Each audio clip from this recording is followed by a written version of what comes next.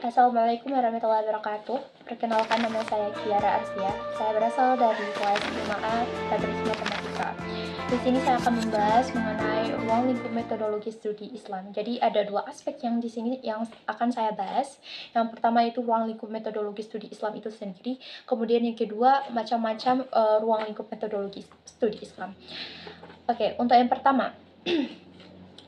Islam itu memiliki pendekatan yang berbeda-beda dengan tujuan yang sama. Oleh karena itu, di mata Tuhan itu Islam itu sama. Kemudian konsep pendidikan Islam ini sendiri dikenal dengan takdib, mencakup pengetahuan, pengejaran dan pengasuhan yang baik, dan menjadi landasan dalam membentuk karakter ataupun moral ataupun etika anak-anak pada zaman saat sekarang ini, gitu, atau umat pada saat sekarang ini. Kemudian pendekatan ataupun pendidikan Islam itu sendiri masuk ke Indonesia pada tahun 1998 dengan pengajaran perwayangan yang dibawa oleh Wali Songo. Kemudian yang kedua yaitu macam-macam metodologi studi Islam. Yang pertama itu pada bidang agama. Kalau bidang agama, Islam itu disebut berasal dari kata din yang memiliki berbagai makna seperti perhitungan, hutang, kepatuhan, kekuasaan yang bijaksana, dan kecenderungan alami. Jadi maksudnya itu kalau orang itu sudah merasa hutang, maka dia akan melunasi hutangnya tersebut dengan menaati aturan-aturan ataupun hukum-hukum Islam yang sudah berlaku gitu. Dan dia akan mematuhi segala apapun yang ditetapkan oleh Islam gitu. Yang kedua yaitu dalam bidang ibadah. Ibadah di sini ada dua macam, yaitu ibadah yang khusus, yaitu yang langsung ditujukan langsung kepada Allah, seperti yang telah ditetapkan oleh Allah melalui tuntunannya ataupun melalui Al-Quran. Kemudian ataupun juga dicontohkan langsung oleh Rasulullah. Kemudian ada lagi ibadah gairah atau gairah mahdah, di mana ibadah ini kita lakukan antara sesama manusia ataupun sesama alam.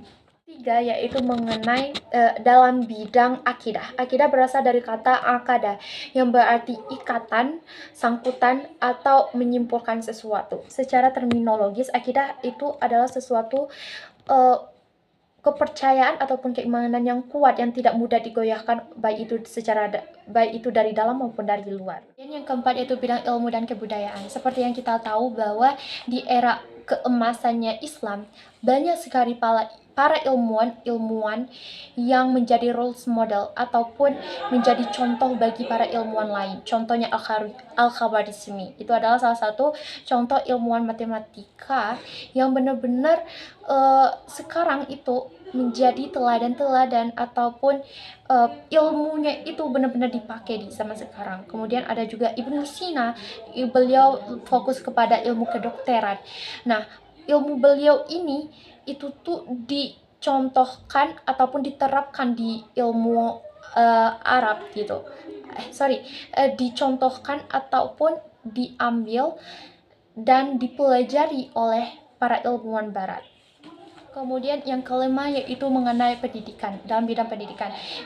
Kalau dalam bidang pendidikan itu sendiri cakupannya sangat luas, dimulai dari tindakan pendidiknya, berarti bagaimana cara membimbing, mendidik, ataupun menuntun siswa-siswanya. Kemudian yang kedua yaitu tentu saja objeknya, yaitu peserta didiknya. Kemudian ada evaluasi pembelajaran, lingkungannya, metode pembelajarannya, dan lain sebagainya. Yang keenam ini dalam bidang sosial. Islam ini sangat menekankan kehidupan bersosial. Bahkan derajat ataupun kebermanfaatan seorang muslim itu tidak diukur oleh seberapa banyak dia beribadah untuk dirinya sendiri, tetapi yang dilihat yaitu seberapa banyak dia memberikan manfaat untuk orang lain. Contoh, Rasul ketika sholat, ketika ada yang sakit, beliau menghentikan sholatnya dan kemudian menolong orang yang sakit. Itulah salah satu contoh dari dalam bidang sosial tadi. Kemudian yang ketujuh yaitu dalam bidang ekonomi. Islam itu menekankan keseimbangan antara dunia dan akhirat. Kalau mau menggapai dunia itu boleh, asalkan tujuannya untuk akhirat. Begitu sebaliknya, kalau menggapai akhirat itu tuh harus melalui dunia. Kenapa? Ya karena biar kita itu tidak hanya terlalu fokus kepada akhirat, karena Tuhan juga tahu bahwa kita hidup di dunia ini juga perlu kerja keras, perlu usaha, masih ada challenge-challenge yang lain yang harus kita hadapi dalam dunia ini. Jadi kita tidak hanya terlalu fokus kepada dunia, kita tidak hanya terlalu fokus pada akhirat, tetapi juga mengerjakan kehidupan dunia kita. Kata Tuhan, nikmati dunia, tetapi jangan terlalu berlebihan. Dan nikmatilah dunia tersebut dengan tujuan untuk menggapai akhirat. Yang kedelapan yaitu dalam bidang kesehatan. Ada hadis ataupun pepatah yang mengatakan bahwa kebersihan itu sebagian dari iman. Jadi Islam sangat menekankan adanya kebersihan, baik itu dari segi fisik tubuh kita sendiri, sering mandi misalnya, kemudian dari segi pakaian, tempat tinggal, lingkungan sekitar, makan dan minuman, itu semua harus bersih dan lain sebagainya. Yang kesembilan yaitu dalam bidang politik. Dalam bidang politik ini berkaitan dengan keadilan dan kemakmuran masyarakat. Jadi kalau seorang pemimpin itu adil ataupun jujur, dia boleh ditaati dan dianjurkan, benar-benar dianjurkan untuk ditaati. Tetapi ketika pemimpin ataupun pemerintah itu tidak adil ataupun tidak jujur, maka kita dilarang untuk menaati pemimpin ataupun pemerintahan tersebut. Baiklah, yang ke-10 yaitu dalam bidang pekerjaan, ataupun ini yang terakhir. Ibadah itu tidak hanya ataupun tidak melulu tentang sholat, tetapi juga bekerja. Bekerja adalah sebuah ibadah yang dianjurkan oleh Allah Subhanahu wa taala. Agar apa? Agar kita itu bermutu, tidak hanya untuk diri kita sendiri tetapi juga untuk orang lain, atau untuk memiliki kebermanfaatan itu. Kita hidup di dunia ini harus bermanfaat, jangan menyia-nyiakannya. Maka oleh karena itu kita dianjurkan untuk bekerja. Biar apa? Biar kita bisa menolong orang. Membayar zakat kan butuh uang. Kalau nggak ada uang, gimana caranya mau membantu orang lain gitu. Sekian dari saya. Wassalamualaikum warahmatullahi wabarakatuh. Baiklah, di sini sudah saya persiapkan 10 pertanyaan beserta jawabannya. Pertanyaan yang pertama, apa peran pendidikan Islam dalam membentuk karakter moral dan etika seorang muslim? Kita tahu bahwa Islam itu diutus langsung oleh Rasulullah SAW, di mana tujuannya adalah untuk membentuk moral ataupun etika seorang muslim. Jadi pendidikan Islam itu mendorong siswa untuk menjadi individu yang bermanfaat bagi diri sendiri dan masyarakat, karena Islam itu tidak hanya berfokus pada agama tetapi juga pada intelektual, sains, kehidupan nyata, dan sebagainya. Misalnya, sejak dini anak-anak diajarkan untuk berperilaku baik, menghormati orang tua, serta berempati terhadap sesama. Kemudian seiring dengan pembelajaran akademis, nilai-nilai moral ini menjadi bagian tak terpisahkan dari kurikulum. Dengan demikian, pendidikan Islam bertujuan membentuk manusia yang bukan hanya berpengetahuan tetapi juga bermoral tinggi. Kemudian pertanyaan yang kedua, bagaimana konsep ijtihad dalam Islam mempengaruhi pembaharuan pemikiran Islam? Pertama, apa sih ijtihad? Ijtihad adalah upaya penafsiran atau analisis hukum secara mendalam dalam menghadapi permasalahan baru yang tidak dijelaskan secara lengkap dalam Al-Quran dan hadis. Jadi ijtihad ini menyesuaikan dengan perkembangan zaman tetapi tetap mengikuti hukum-hukum Islam yang disepakati oleh para ulama. Kemudian, jadi konsep ijtihad dalam Islam mempengaruhi pembaharuan pemikiran Islam itu karena ijtihad mendorong adanya pembaharuan pemikiran Islam yang membuka ruang bagi berbagai sudut pandang yang dapat memperkaya keilmuan Islam. Dengan adanya ijtihad, Islam mampu menjadi agama yang adaptif karena kita tahu bahwa setiap zaman itu berbeda-beda perkembangannya dan berbeda-beda hal-hal yang terjadi. Maka dengan adanya pembaharuan di setiap Islam itu bisa beradaptasi dengan perkembangan zaman tanpa kehilangan esensi ajarannya. Kemudian ini juga memungkinkan umat Islam untuk tentu saja dengan adanya ijtihad ini, umat Islam itu bisa menghadapi tantangan-tantangan modern seperti isu keadilan sosial, lingkungan, dan teknologi dengan solusi yang sesuai dengan nilai-nilai Islam. Kemudian pertanyaan yang ketiga, mengapa ilmu pengetahuan sangat dihargai dalam Islam dan bagaimana hal ini tercermin dalam sejarah Islam? Islam ini agama yang benar-benar complicated. Dia tidak hanya berfokus pada ajaran Islam, tetapi juga berfokus pada ilmu-ilmuwan. Bahkan Islam sangat mendorong para umatnya untuk bisa berpengetahuan, bisa menjadi para ilmuwan-ilmuwan yang terkenal nantinya, yang bisa mengajarkan Islam dan juga mengaitkannya dengan ilmu sains dan kehidupan nyata yang ada pada saat sekarang ini. Seperti contoh, keemasan Islam, umat Islam itu memimpin dalam berbagai bidang ilmu pengetahuan. Sudah banyak para ilmuwan dari ilmuwan matematika, astronomi, kedokteran, dan filsafat, dan bahkan jadi role modelnya para ilmuwan. Nah, masa-masa keemasannya para ilmuwan yang berasal dari Islam, salah satunya itu Al-Khawarizmi, Ibnu Sina, Al-Farabi, yang memiliki kontribusi besar yang berpengaruh hingga saat ini. Gitu.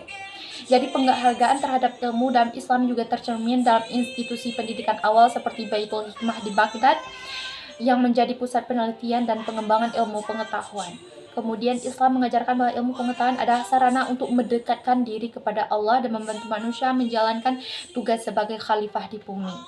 Oleh karena itu, belajar dan berbagi ilmu dianggap sebagai ibadah, dan pengetahuan yang bermanfaat akan terus memberikan pahala meskipun seorang telah meninggal.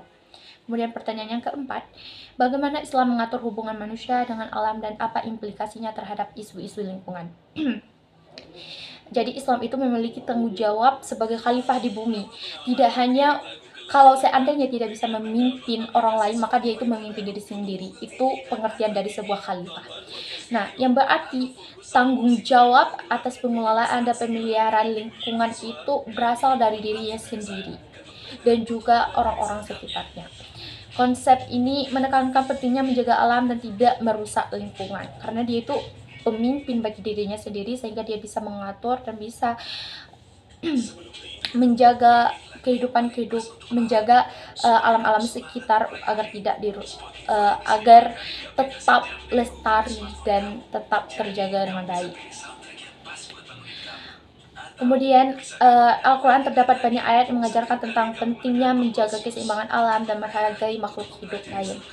Nah, upaya pelestarian lingkungan seperti menjaga kebersihan, mengurangi penggunaan sumber daya secara berlebihan, dan menghindari polusi. Prinsip ini juga relevan dalam menghadapi tantangan lingkungan modern seperti perubahan iklim, deforestasi, dan pencemaran.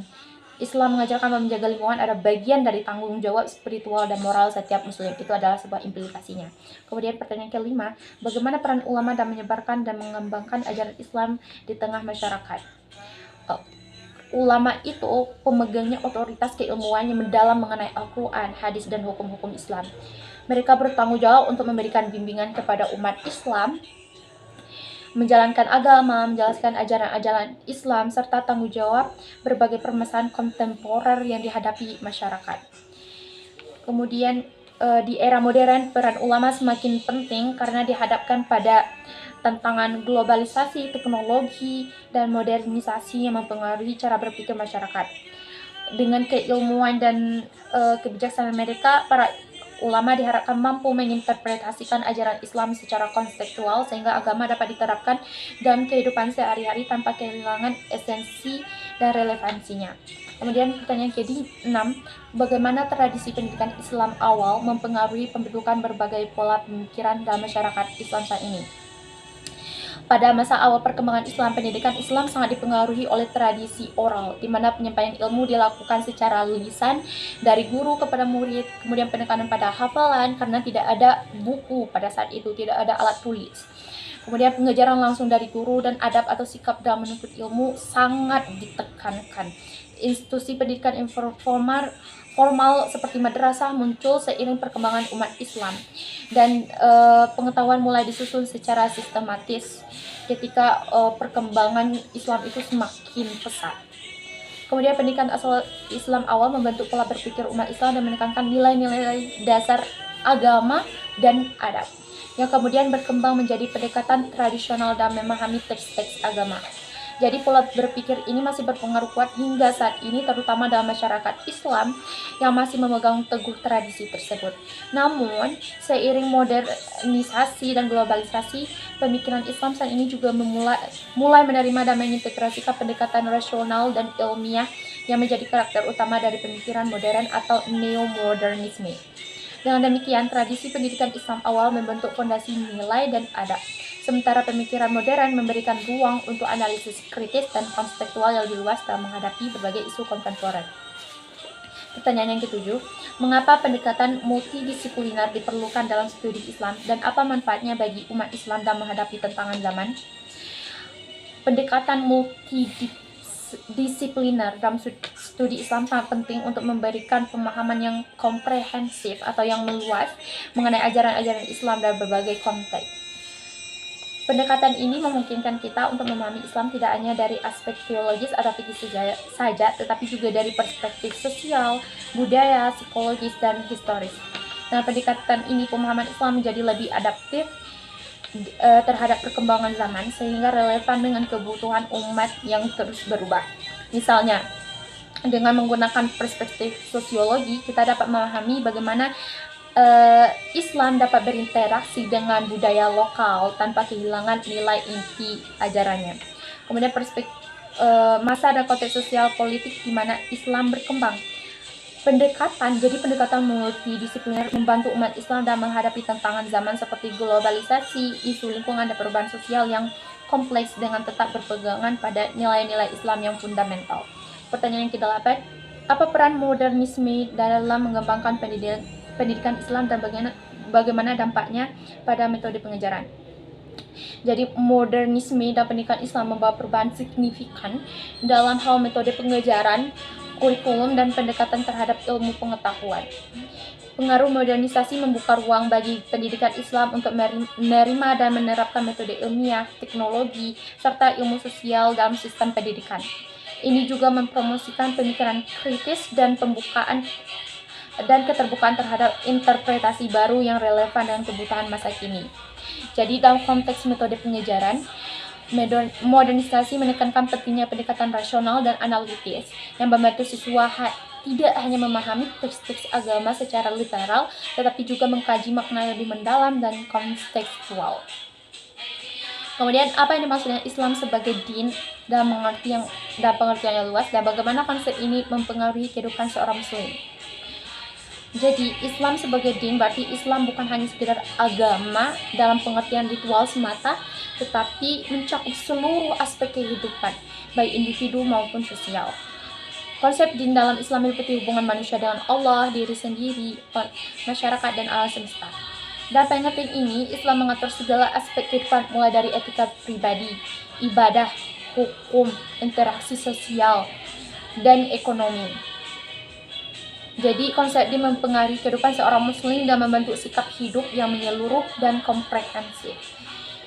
Dengan memahami Islam sebagai din, seorang muslim diharapkan menjalani hidup dengan kesadaran bahwa setiap perbuatan memiliki konsekuensi spiritual dan sosial. Pertanyaan yang ke-10, bagaimana Islam merumuskan keseimbangan antara kehidupan dunia dan akhirat, terutama dalam konteks ekonomi dan gaya hidup? Jadi, Islam mengajarkan keseimbangan antara kehidupan dunia dan akhirat dengan menekankan bahwa kehidupan dunia adalah tempat untuk mengumpulkan bekal bagi kehidupan akhirat. Prinsip ini tercermin dari ajaran-ajaran Islam mengenai penggunaan harta, etika kerja, dan perilaku konsumsi. Kemudian dalam konteks ekonomi, Islam mengajarkan agar seorang mencari nafkah secara halal dan tidak berlebihan dalam membelanjakan harta, serta selalu memperhatikan hak-hak orang lain seperti zakat dan sedekah.